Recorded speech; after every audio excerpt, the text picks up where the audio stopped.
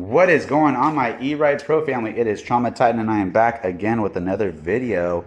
However, this video is a little bit more important. And the reason why it is more important is because this is more of like an all your questions answer type of video. And I'm doing it with Zig. Huh, Zig? Oh, my Ziggy boy. What's up, Bubba? Yes. All right, back at it. Now, recently I made a post in the Reddit channel and on Facebook group channels. What kind of questions do you guys have about the ERide Pro SS? The reason I did this is because I wanted to compile a list that I can send to the actual ERide Pro SS team for all of us. Not only that, but I'll be going over some updates. Holla. But when I emailed ERide Pro Team, they were able to respond, and they responded in less than 24 hours with all of these questions answered. So let's go ahead and jump right into it. But before we do that, please like, comment, and subscribe, because you guys help me grow this YouTube channel, and I know how to help you guys, and it helps me know what you guys need and other cool shit. Anyways, let's go ahead and get started. First and foremost, let's go ahead and start with the updates. I know everybody's been asking me on Facebook and on Reddit. I recently said that I got the Shinko 241s, the golden boys. Oh my god, these things are so freaking clean, dude. Now, when I talk about mods, compared to the old ones that we got over there on the shelf, these right here, holy moly, dude. These are absolutely amazing. This is probably the best mod I'm probably going to get for this bike. I might go with the new controller later on, but really, honestly, if you're debating on getting new tires, I've heard some people say get the Shinko 244s. They're a little bit more beefier, more for like all-terrain type of stuff and everything, but these ones are classified as all-terrain tires. And for 2023, they were rated the best. Now, not only do they look clean with the bike, because I mean, God, look at that thing, dude. She's a beauty, dog. You know what I'm saying? Look at her. She's a beauty, dog. The Shinko 241s. First off, let's go with tire sizes. I don't know if you guys can see it right there, but it says 2.75 by 19. And I also went with 2.75 by 19 on the back one. It worked out perfectly. It worked out great. This video is long overdue. I got these tires like a week and a half ago. However, I got so impatient that when I took off the original ones, I popped the tube.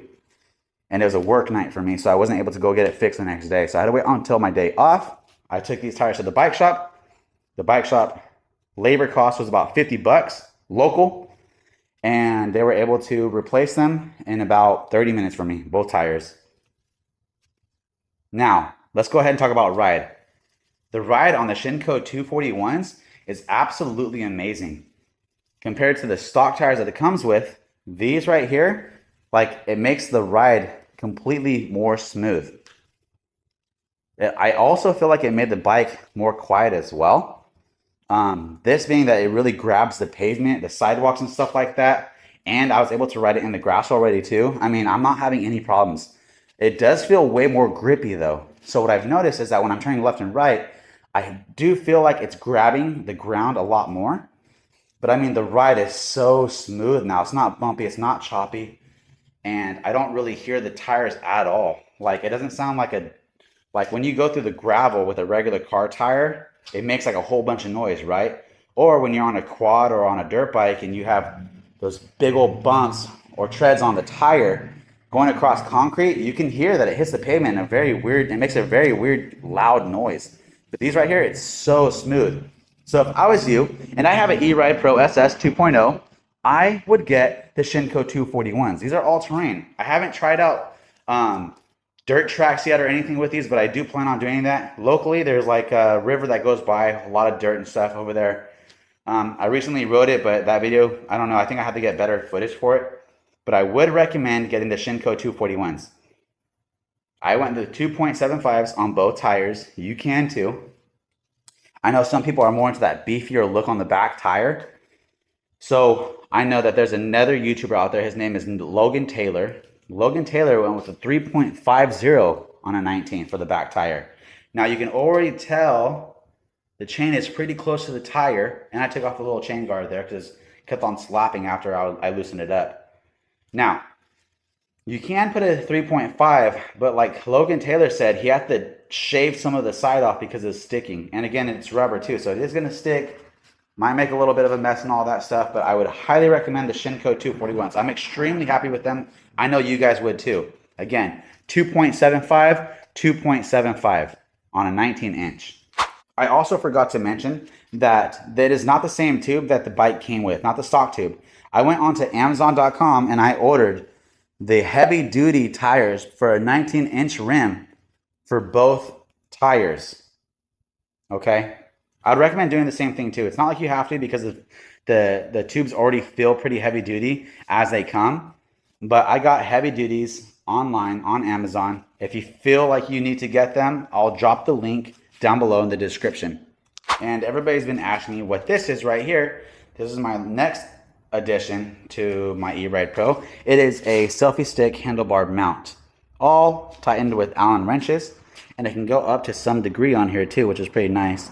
However, I have mine facing pretty low to the ground right now, but it reaches or extends out to 3 feet, which is fantastic. You can always loosen it just to use the selfie stick if that's something you wanted. But I was gonna get some videos and hopefully turn them into shorts. But basically, the end of the stick would be right here, and I'm trying to get some low shots on it, you know, trying to look cool there or something. I don't know. Still got to figure that out. But if you're interested in finding some type of selfie stick or something like that, or some type of camera mount for the ERide Pro SS, I'd recommend this one. I'll drop the link below in the description. Feel free to check it out.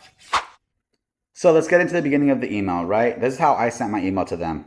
Dear ERide Pro Team, my name is Blah, also known as Trauma Titan, and I am an avid enthusiast for the ERide Pro SS. I have accumulated over 20,000 followers on TikTok, Blah, and also a growing presence on YouTube and Instagram, Blah. Scroll down just a little bit here. I have been actively participating in Reddit and Facebook groups dedicated to the ERide Pro, and I have compiled a list of common questions and concerns that many users, including myself, would love to have addressed. To better serve the community, I plan to create a comprehensive YouTube video to provide accurate and helpful information. I'm reaching out to you directly to ensure that I can deliver precise answers and guidance. Here are the common questions that I have gathered from the community. All right? And here is the beginning of the email that I received from the ERide Pro team. Hello, Blah. I'm going to do my best to address all the questions that you have listed on the email. I can't guarantee that all will be, but for the ones I don't get to, I've included my lead engineer in the email, and I'm sure he can address the ones that I can't. Let's go ahead and get started. Starting with question number 1, noisy chain or belt. Many ERide Pro users have reported a noisy chain or belt that sounds like it's rubbing. Could this indicate a potential problem? Could you provide a guideline or test to determine the acceptable noise level? And here is the answer to number 1. Chains will be noisy because chains are noisy. There should be about 1/4 of an inch to no more than 1/2 inch of free plate in your chain. The rear drive belt pulley has been updated to take care of issues that were arising from a defective weld causing issues with the belt. I don't have a test that can allow for a customer to listen for proper noise levels. So basically, when it comes to chains, you should have about 1/4 of an inch to 1/2 inch of play. Looks like it to me. You don't want it so tight that it doesn't move. And you want it so loose that it's just slapping everywhere. This right here, I would consider this proper tension. I'd say that goes up to 1/4 of an inch, maybe even 1/2 inch. Question number 2, cleaning protocol. What is a recommended cleaning protocol for the ERide Pro to ensure longevity and optimal performance? Always disconnect the battery. Cover any connectors to ensure water does not get into them. Do not spray water directly into the throttle. Do not spray water directly into the battery cavity where the controller is. And, if possible, use a power blower as soon as you're done to dry it as quickly as possible. Make sure to clean your chain and lube it after riding it in dirt and mud. Lubricate your belt also. Okay, so for me, this is actually a great answer. And the reason why is because when it's time for me to wash my ERide Pro, I actually pull it up in the driveway. I get the blower out and I get my hose out. But first I disconnect the battery and I disconnect it from the connectors. I make sure that it's all off. The battery is pulled out. That way I'm not getting anything inside the battery covering or anything. I have no idea how tight the bolts are on it. They should be pretty tight, but I'm not going to risk anything. So when the battery's out and everything's disconnected, I get a little Ziploc baggie. I cover the connectors that are open inside there. And then I put a little rubber band around it. And then I wash my bike, power it down, probably about 2 to 3 feet away. Try my best to get all the mud, all the dirt and the crevices. And then after that, I end up getting my blow dryer and I get pretty close to it and I blow it all off, starting from the front all the way to the back on one side. And then I go to the left side, start from the front, work my way all the way to the back. And the blow dryer has always done it pretty good so far. I think a towel and stuff like that is good, don't get me wrong. But I think it is hard to get into the crevices and stuff where the forcible air can't get into. So if you have a blow dryer, use a blow dryer. And they said it themselves. Number 3 was about pedal kit availability. Is there a pedal kit available for the ERide Pro, or is one in development? If so, when can we expect it to be released? So the answer to number 3 is that there is in fact a fully functional pedal kit in testing and should be available in the next few weeks. How exciting. I think this is super beneficial for ERide Pro and customers that are interested in the ERide Pro bike. And the reason why is because there are some states out there that are extremely strict on the ERide Pro SS or on e-bikes in general. Now, anything that has pegs, right? These Emoto bikes, Surrons, Talarias, dirt bikes, motorcycles, all the ones that truly have pegs, cops are pretty strict on, especially if they're not street legal. This is not street legal. This is off-road. Now, if we introduce a pedal kit system, this might be more beneficial for people with those strict law enforcement states because it's going to make it look like a bicycle, a pedaling bicycle. This might actually help convince them that this is not an Emoto off-road bike. Congratulations, ERide Pro, and congratulations, customers that need it. I think that is truly awesome. Let's move on to question number 4. Question number 4, quality and maintenance. What is the quality of the parts used in the ERide Pro, and what maintenance issues should users anticipate? There is a reoccurring concern about the fork sweeping oil, which might indicate blown forks. What could be causing this? And the answer to number 4 is we are diligently working to rectify the fork issue on the RST. It seems that while in transport for weeks at a time under compression, the seals are getting messed up. We are working on having some developed for the ERide Pro brand to eliminate these issues. If in fact a customer that has an issue, just go to the website and fill out the warranty claim form. Send some photos or the video of the issue, and our tech support team will gladly assist in getting the bike roadworthy as quickly as possible. So basically what ERide Pro is saying is that they're willing to and will definitely help get some new forks for those that have the RST issues on the back of the forks. There has been noticed by customers that it's seeping out some type of oil as if it was blown. This is fantastic. This makes me happy about ERide Pro because they are definitely a good company, because they have a warranty claim form and they want you to send photos and videos of your forks that are blown out, which could help you get some new forks and get it out of the way as soon as possible. So they're backing their issues up, which is fantastic. And it also sounds like they're in the process of getting their own forks in their line too. That is awesome. Here's question number 5. Tire compatibility. What are the thickest tires that can be installed on the ERide Pro SS with the stock wheel, rim, and set? And the answer is 90 by 100 for the front and 100 by 100 for the rear. Although I don't recommend using that, I prefer something in between stock and those sizes. Turk Tires has an Emoto line that's solid. Now, just to go back on what I was saying before, another YouTuber out there, his name is Logan Taylor. He's pretty popular. He put a 3.50 on a 19-inch. 3.50 is pretty wide. Now, I'm trying to get as close as I can to this bike right here, and you can see that the chain, it's not touching it, but it's right there, and this is 2.75. So if you are going to get something like a 3.5, just note, Logan Taylor was saying that he had a lot of grinding on the right side of his tire against your chain. Now you're introducing burnt rubber inside of your chain, and it's going to get all thick and dense, and then you have to clean it. So keep that in mind as well, guys. All right, so question number 6. Tall rider compatibility. Which bike model would you recommend for a tall rider? And can the bikes be adjusted to accommodate taller heights? And the answer to number 6 is the SS has 19-inch rims, so the seat heights are about 2 inches apart. I have heard of customers using a 21-inch in the front and a 19-inch or an 18-inch rear that will raise the bike a little bit. There are aftermarket parts that can allow for foot peg adjustment to suit taller riders. There you have it.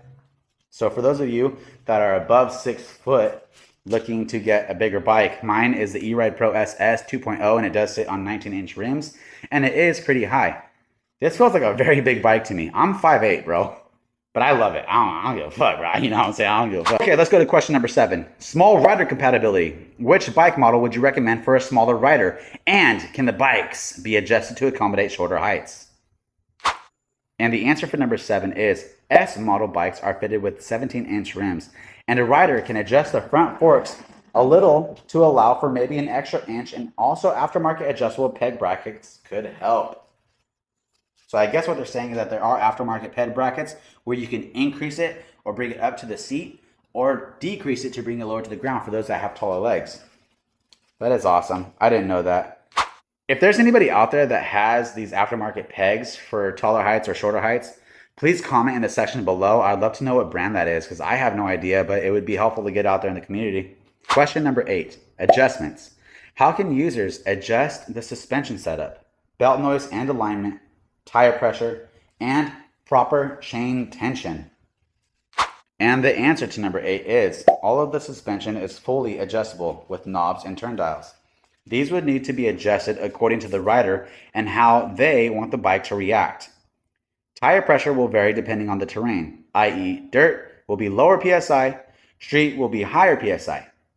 I mentioned the chain tension previously by stating it should be around 1/4 to no more than 1/2 inch. So I know in the rear suspension, the rebound right here, you can click to the right for softness and push it to the left for firmness. I have mine set for my weight. And the front forks, you have the compression down here, little red knob on the bottom. Don't forget that one.